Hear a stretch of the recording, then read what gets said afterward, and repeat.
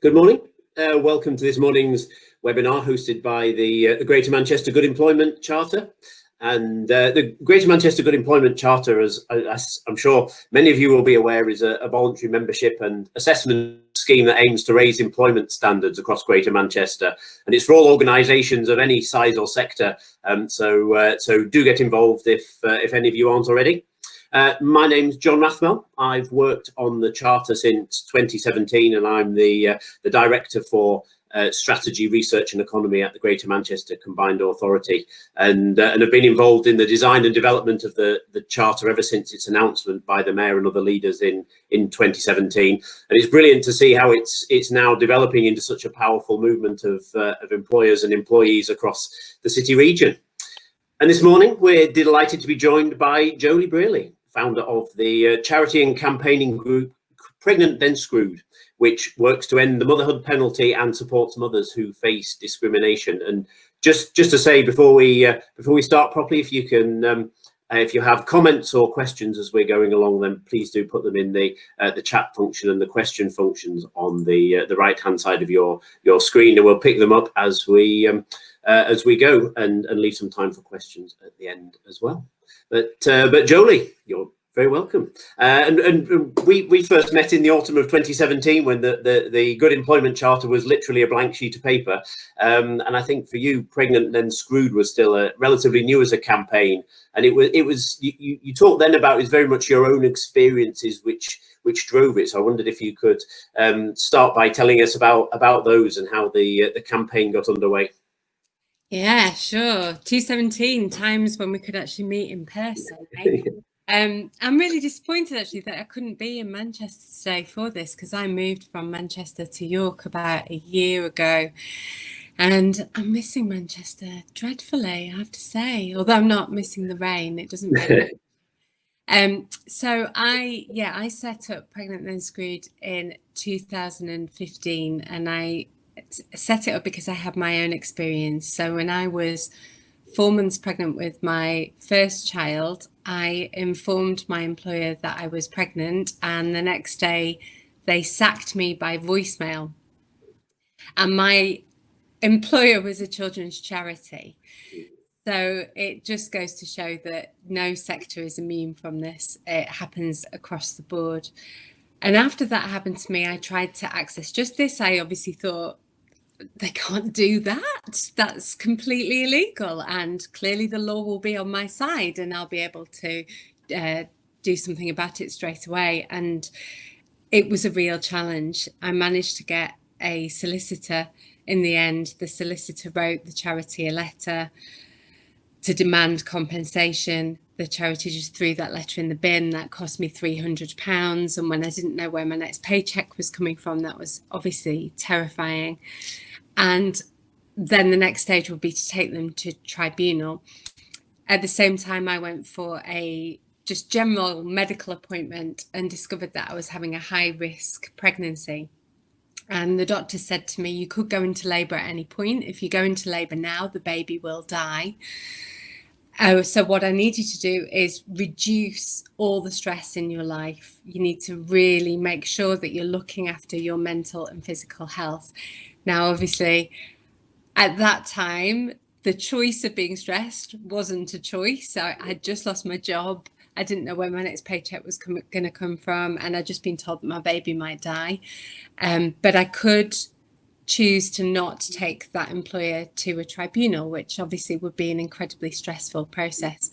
And as you only have 3 months less 1 day to raise a tribunal claim from the point that discrimination occurs, I had to drop the case and I couldn't pick it up at a later date.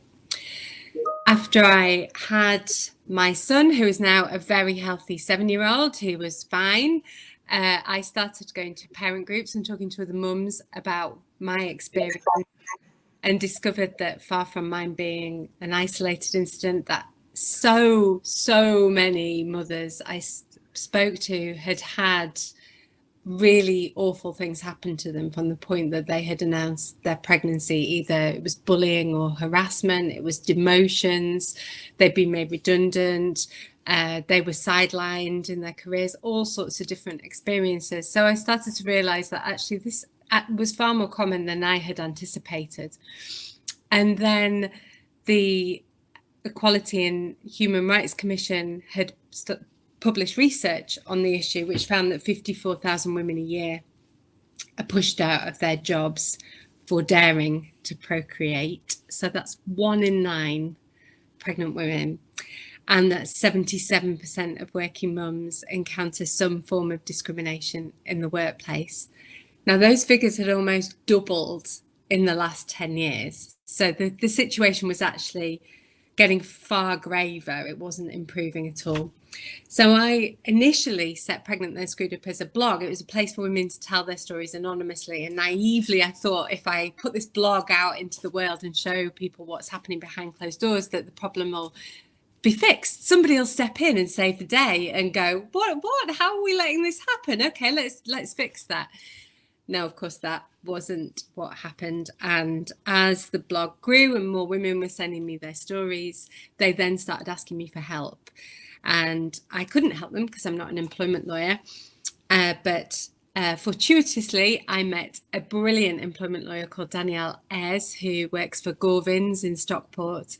We had a cup of tea and talked about what I was doing, and I asked her to help me. And so we together established a free legal advice line, and that's still going now. In fact, during the pandemic, that advice line has given over 6,000 women free legal advice. We now have 28 volunteers that work on that legal advice line supporting women.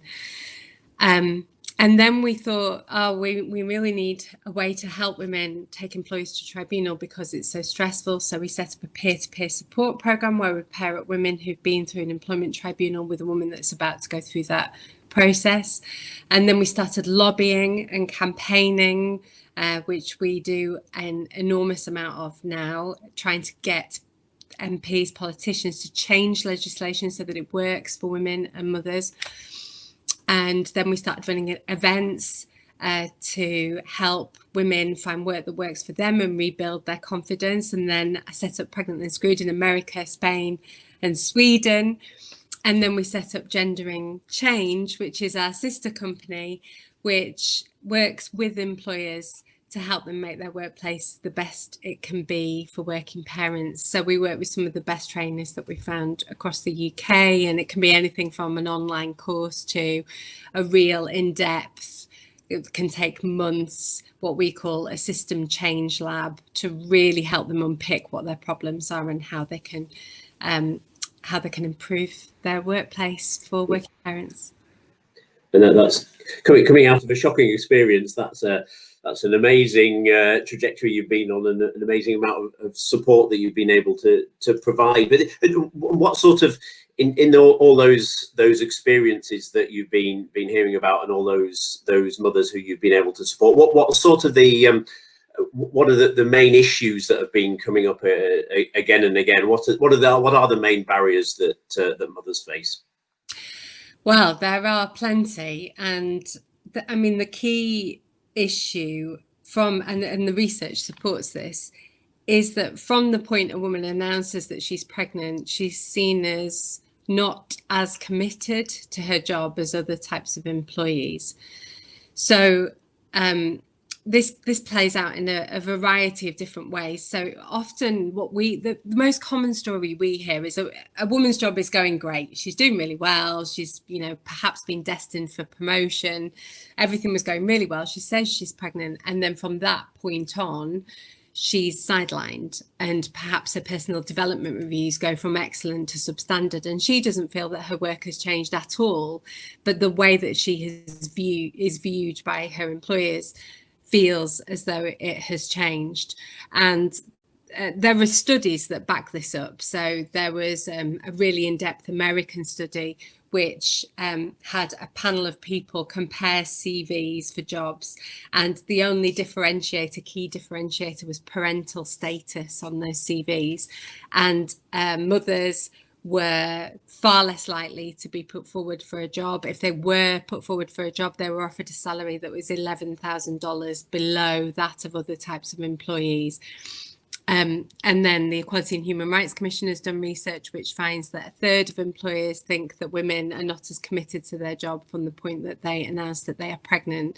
We know that a third of employers avoid hiring women of childbearing age, which is discrimination that happens that women don't even know it's happening. You know, they go for an interview, they will look ripe for procreation, perhaps they've got a wedding ring on, and they don't get a job because because employers are worried that they're going to go off and they're going to have a baby. So there's so many different things, experiences that women can have in the workplace. I mean, to give you an example, to give you a story example, we heard from a woman who was doing really well at work. She was destined for promotion. Her boss had said, "We want to give you a promotion, but you have to go through a formal interview process. It's just a formality. The job is in the bag, it is yours, but we just have to put you through that process." Before the interview, she told her boss that she was pregnant. She didn't get the job. And when she asked her boss why, he said he had discussed things with his wife and they had decided that her priorities would change. Now, I mean, I really like that story because it shows that actually he thought he was doing the right thing. You know, he really worried that she was taking on too much. And I think that happens quite a lot. There's, you know, perhaps even unconsciously, employers think, oh, well, you know, it's a big job bringing up a baby, so it's probably best that we don't put too much pressure on them. When actually that's not necessarily what women want, mothers want at all. It doesn't stop them being ambitious just because they have children. On the other extreme, we heard from a woman who had been working for her employer for 3 years. Again, things were going really well. She informed her boss she was pregnant. From that point on, she was bullied and harassed so viciously by her employers and colleagues that she went into labour prematurely. When she was in the neonatal clinic with her baby who could have died, her boss called her and made her redundant. We've heard from a woman who worked for a tech company who was forced to do a shot of vodka every morning to prove that she wasn't pregnant. I've heard from, I mean, so many women who informed their boss that they were pregnant and were told to have an abortion, or comments such as, "I think you might want a coat hanger for that baby," or you know, you've ruined your career, you've ruined your life by doing this. So there is such a variety of experiences that happen to women, but we do know that pregnancy and maternity discrimination is a massive, massive problem, and that it is killing off women's careers from the point that they get pregnant. And the gender pay gap statistics back that up. You know, the gender pay gap before women are likely to have had a baby is very small, and then it starts to grow from that point that she has a baby. And this isn't just about employers. I'm not saying that, you know, all employers are terrible, because they're not. There are some fantastic employers that do really great things, but the whole system doesn't work for mothers. So you have pregnancy and maternity discrimination, then you have a challenge of childcare. So we have the second most expensive childcare system in the world in the UK. It's not only prohibitively expensive, it's also often quite difficult to get childcare places. You know, I've heard from women who have to sign their child up for a place in childcare when they're about 6 weeks pregnant and say exactly the days they're going to need the childcare and pay a deposit for that childcare at 6 weeks pregnant. And it's also completely inflexible. You can't. It's rigid. It's usually 8 a.m. till 6 p.m. maximum, 5 days a week. So if you work nights, if you need to do longer days, it's really difficult to find childcare around that. And then we have, of course, legislation that supports mothers taking time out to care for children. We don't have legislation that supports fathers to take time to care for their children. And all of the research shows us that dads really want to spend time with their kids. They really want to take this time out and see more of their children, but everything works against them. So we have shared parental leave, but it just doesn't work. Only 1% of families use it. And the reason they don't use it is because if a woman takes maternity leave, then the family is more likely to get more money. So fathers are usually paid more than mothers. So you want the dad to bring in the wage, but also mothers often get enhanced maternity pay, whereas fathers don't get enhanced paternity pay. So when you're sort of summing this up of what's going to make the most financial sense, it makes the most financial sense for a woman to take time out. But also, it's not shared parental leave, isn't shared parental leave at all. It's shared maternity leave. So it relies on a woman giving a portion of her maternity leave to the father so that he can pick that up and look after the child. It's also the most complicated system in the entire universe. I know of lawyers that can't figure out how shared parental leave works. I have looked at it repeatedly and still it boggles my brain. It's so unnecessarily complicated, and lots of people are not able to get it because the system is so rigid and, you know, criteria wise and who can use it.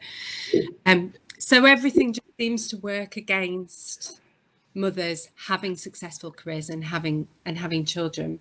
Yeah, and we'll come on in a moment to the good practice that employers have seen as well, and what employers can do to try and address some of the issues you talked about. But you touched on the impact of the pandemic as well. I mean, how have you seen that sort of the issues which mothers are raising and the sort of issues which you're talking about change over the last few months? Do you think the pandemic is bringing specific aspects in making discrimination and inequality worse in a way that it certainly is in quite a lot of areas?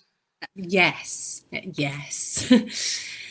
The key problem really for mothers during this pandemic has been that during the first lockdown, schools and childcare facilities closed. So you had your kids at home for 5 months. And what that meant was you had lots of parents who were trying to do perhaps full-time jobs, but also had this other full-time job of home educating your children. And we know from the Institute of Fiscal Studies that for every hour of uninterrupted paid work that women were doing, fathers were doing 3 hours of uninterrupted paid work. We know that the only time the domestic labour and caring work in the home was shared during the pandemic was when fathers had been furloughed, so they weren't doing their paid work, and mothers were continuing to do their paid work. So because, I mean, this is a problem that existed before the pandemic. Women do the majority of the domestic labour and the caring work. They do more than double the caring work. They do 60% more of the domestic labour. So this wasn't a new thing. It's just that, of course, it was amplified during the pandemic. What this meant was women's performance at work deteriorated inevitably because there weren't enough hours in the day. And, you know, I was trying to, you know, have conversations with MPs with like a naked child jumping on me and trying to draw on my face, you know, and another child shouting, "Mummy, will you wipe my bottom?" from the toilet next door while you're trying to do serious work. It was really difficult. I know that feeling. Yes. Yeah, it's pretty. It can be quite awkward. I mean, thankfully, with what I do, people wouldn't judge too much, but for others, you know, that was really, really challenging.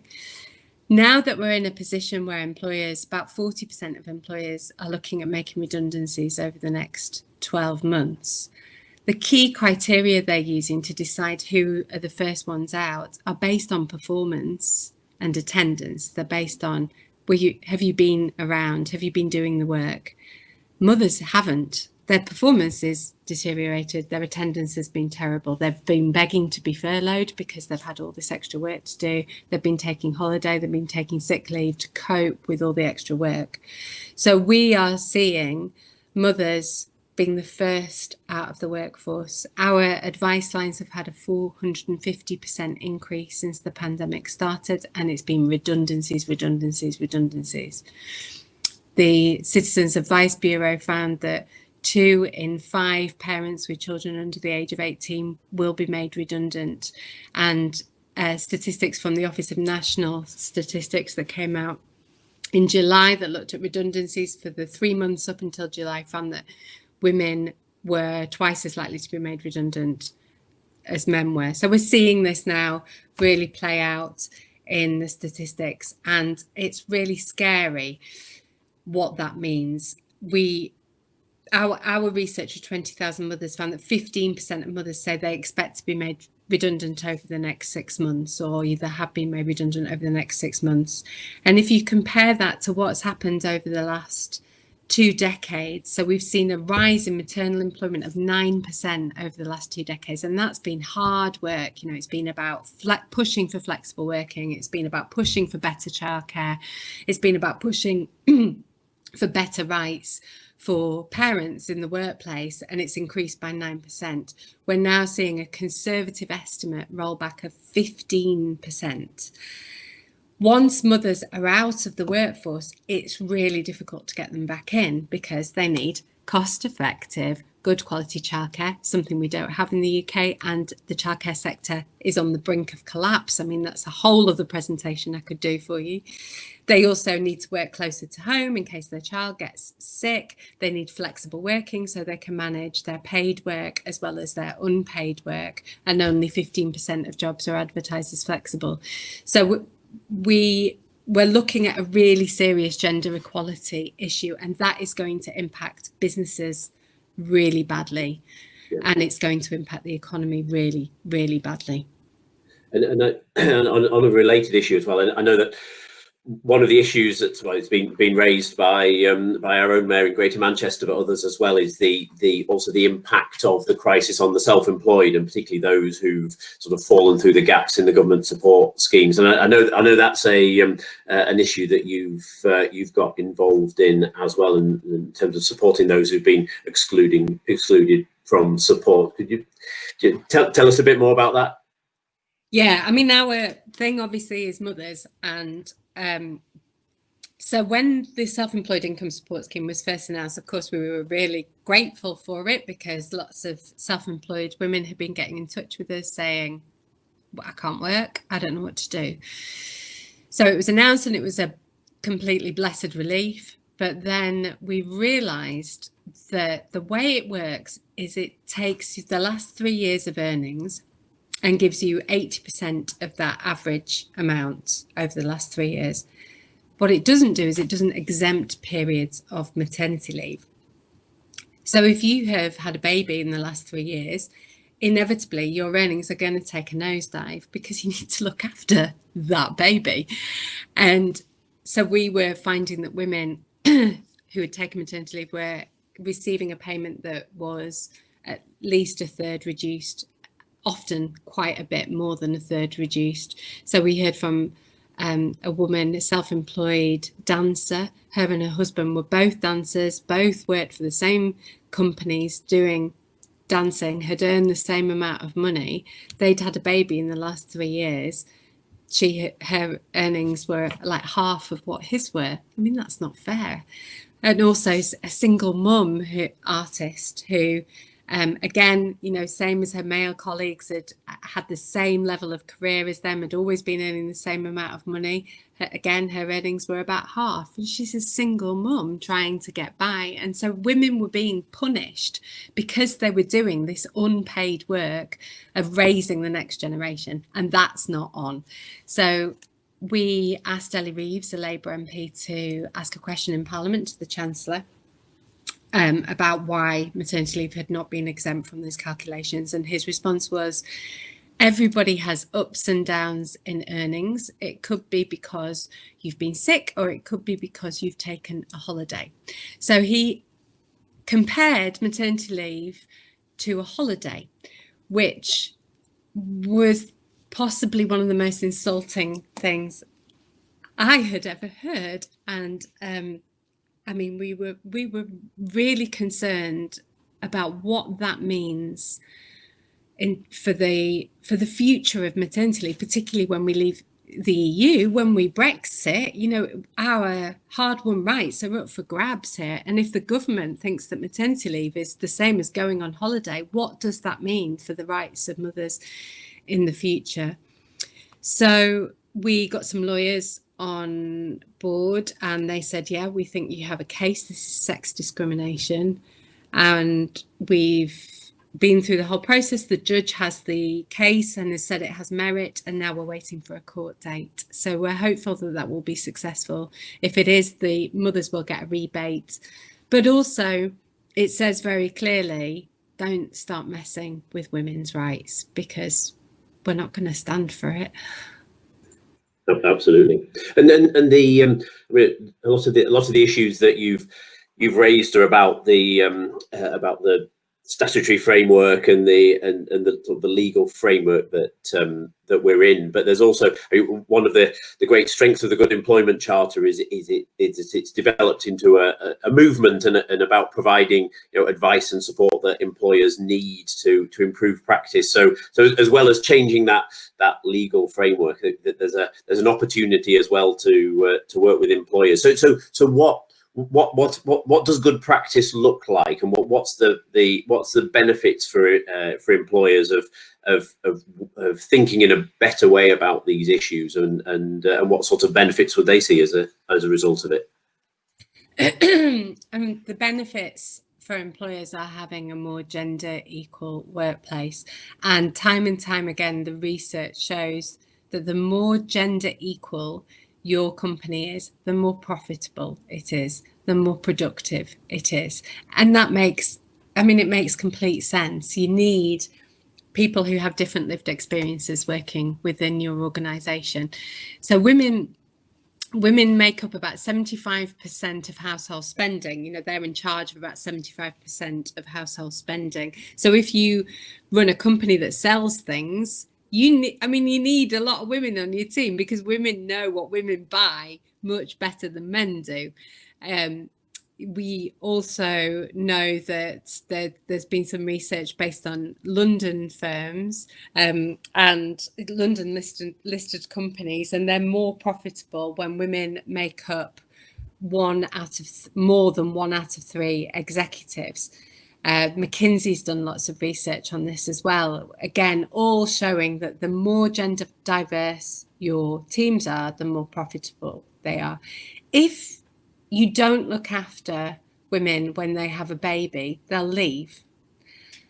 And then all that training, all that investment you've put into them is gone. It's vanished. Women are becoming way more savvy about this as well. They really want to know that they're going to work for companies who are going to be family friendly, that they're going to look after them when they have children. So they're doing their own research into, you know, sort of flexible working policies. What's your parental leave policy? What's your gender pay gap? All of that sort of stuff.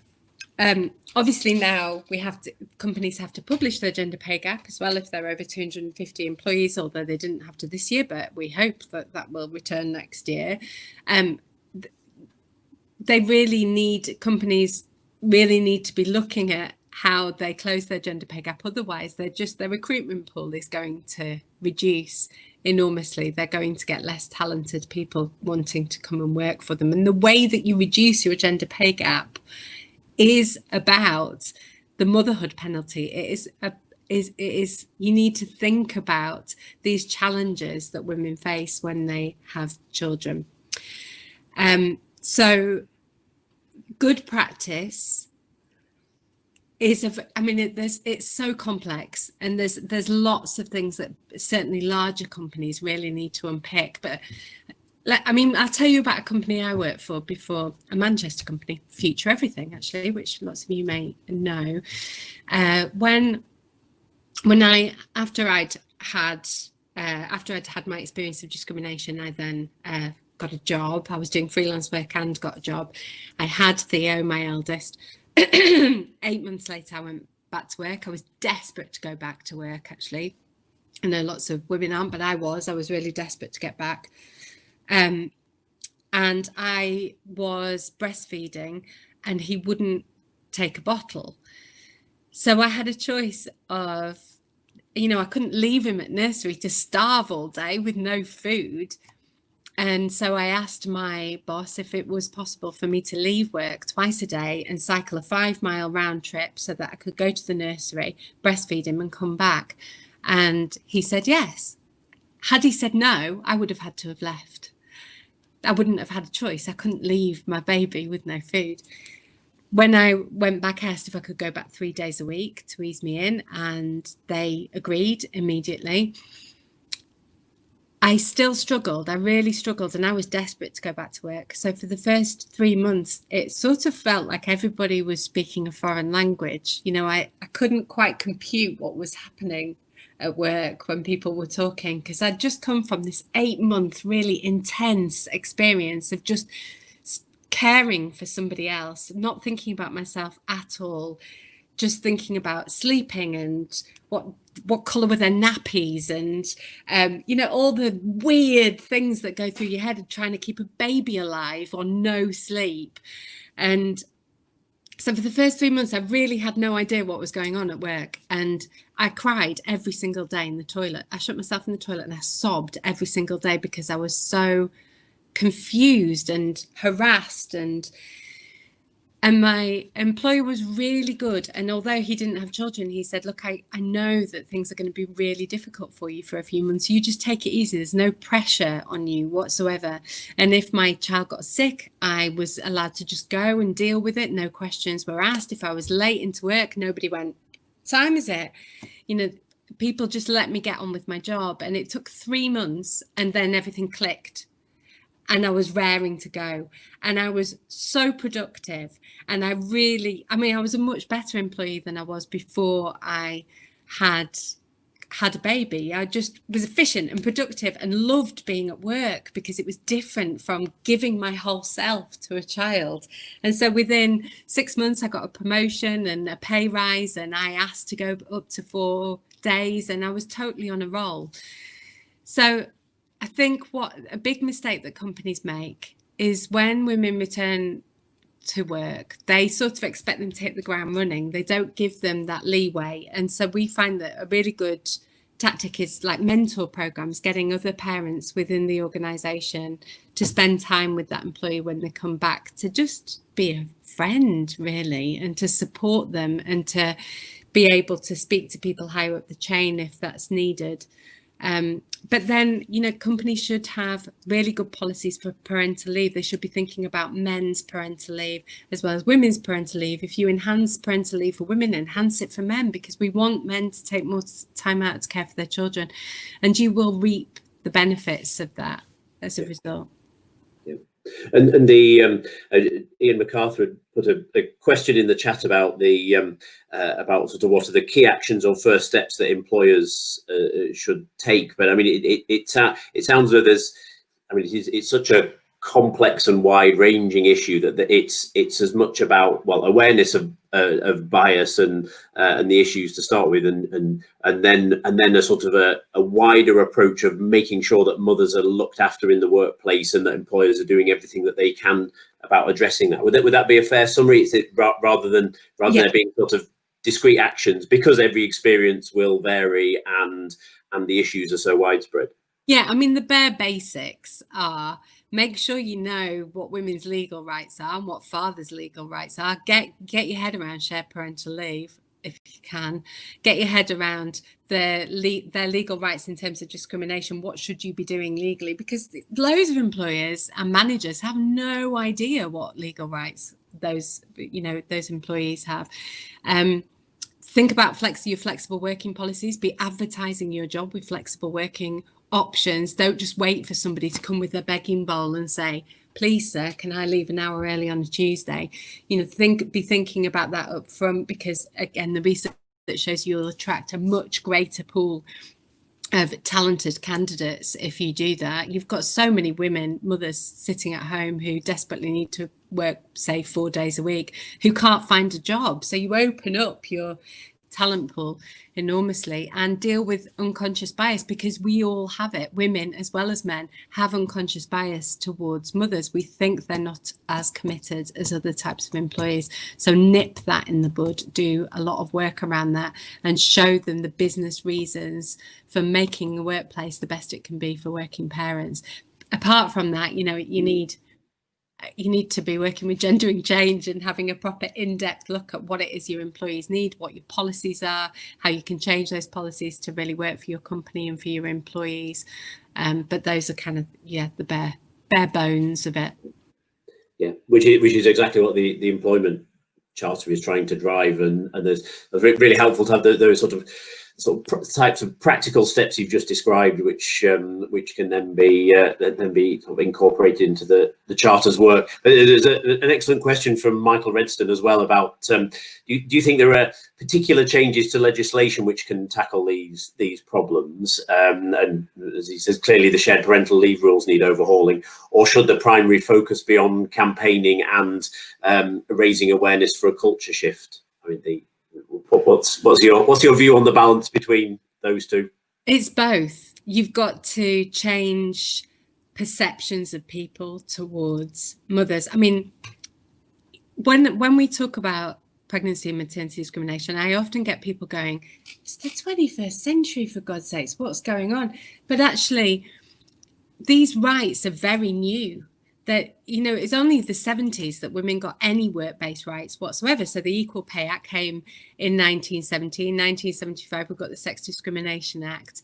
It wasn't until 1993 that all women were allowed to take maternity leave. So, you know, 27 years ago, that's only 27 years we've had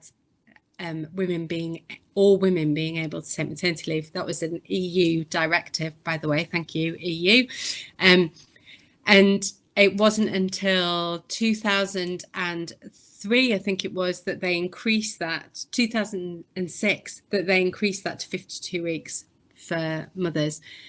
Paternity leave is even, that's been, I think that was 2008, paternity leave came in. These are very new laws. So it's, you know, we still have people. When I first started Pregnant and Screwed, I had various arguments with my family who were like, well, women are a burden to business. They are a problem. You know, why should employers be paying women to take time out to look after their children?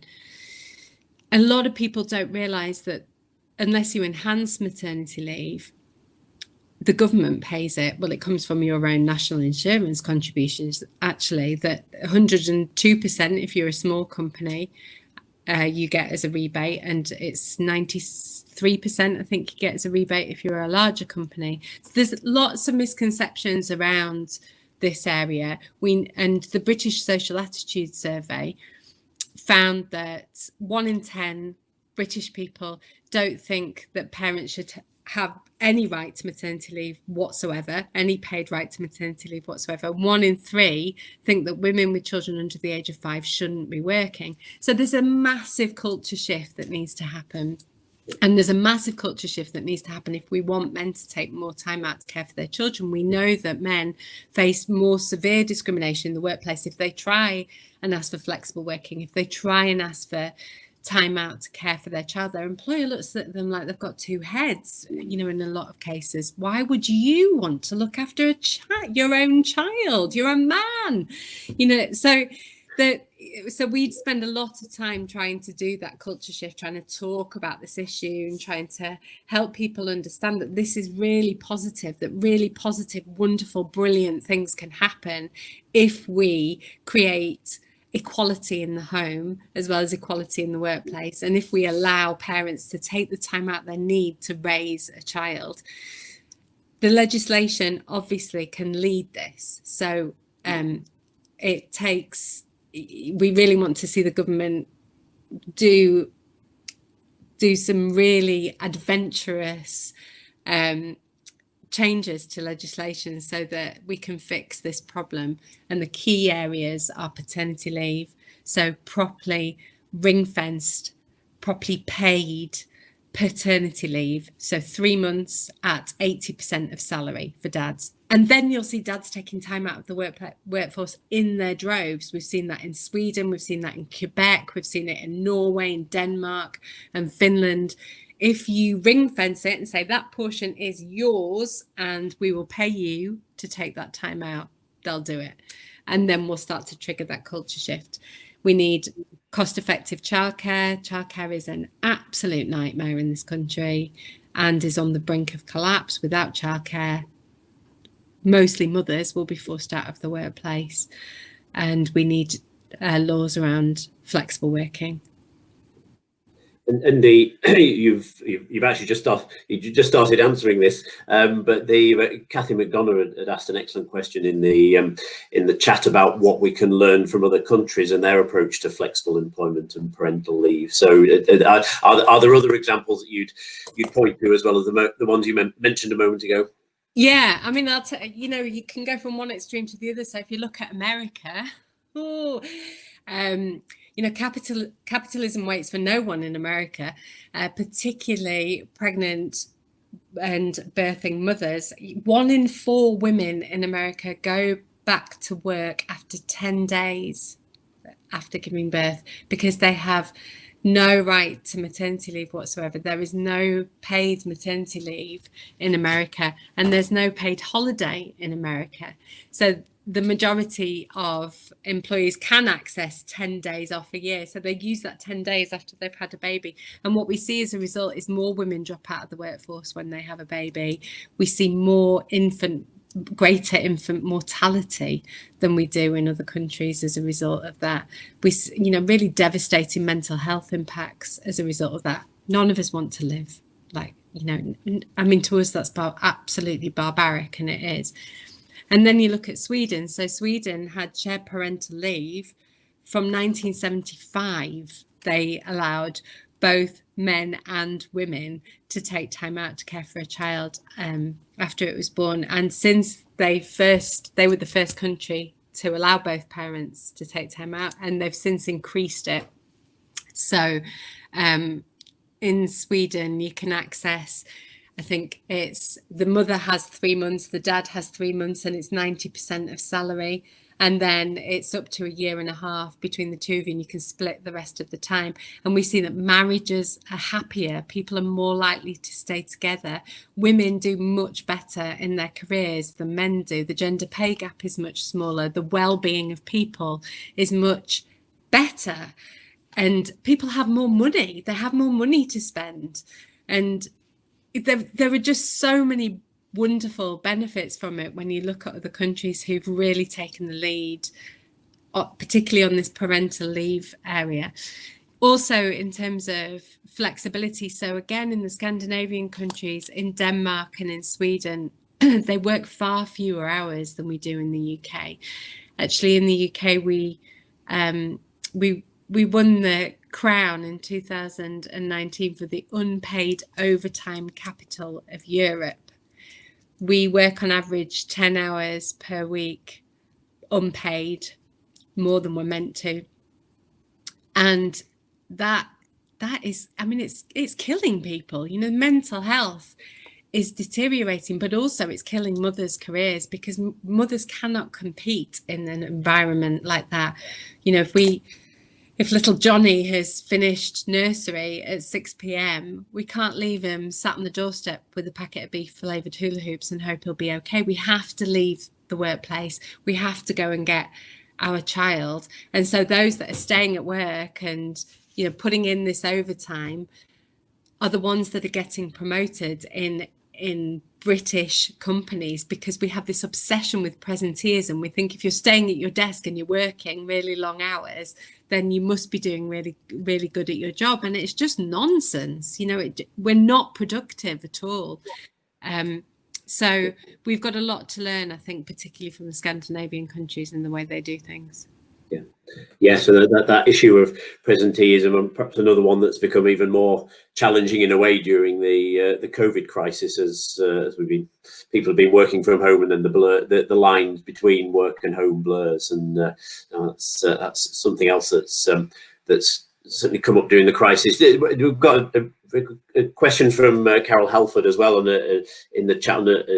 An issue that we haven't touched on much yet, but she was asking, when a mother's on maternity leave, are there things that an employer can do to help support the transition back to work? Any examples of good practice? It sounded as though you'd experienced some good practice yourself, but are there other examples which we should be thinking about and learning from?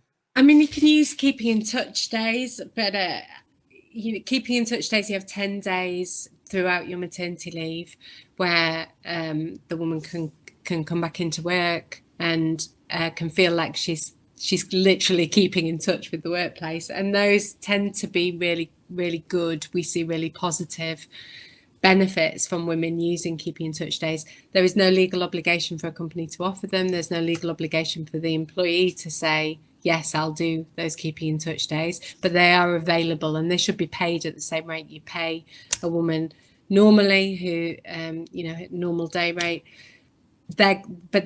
We see evidence that they really, really work, and they really help when a woman's coming back to the workplace. Mentor schemes work really well. Finding ways to pair women up with somebody else who's been through that, who's come back to work after a period of parental leave, that has really positive benefits as well. And of course, just being really open to discussing what they need. Ask them what they need. Don't just go, here's some things you can have. Sit them down and say, what is it that you need for me to make this transition work for you? And let them know that you understand that it will be tricky for a couple of months, and give them that leeway to settle back in. Yeah, in some ways a very obvious point, but probably one that's perhaps so obvious that that often gets missed. And the question as well from Donald Moore about employers should be more aware of the talent pool of term time parents, and there's a waste of talent there, and linking that to too few classroom assistants as well, and asking for any thoughts on that, and any thoughts on that talent pool for term time parents. I mean, yes, there are some agencies who specialize in this, who recruit women who can only work during term time. And it is a problem. It comes to holidays, and it's really difficult to find childcare, good quality childcare, particularly at the minute. I mean, it's very difficult.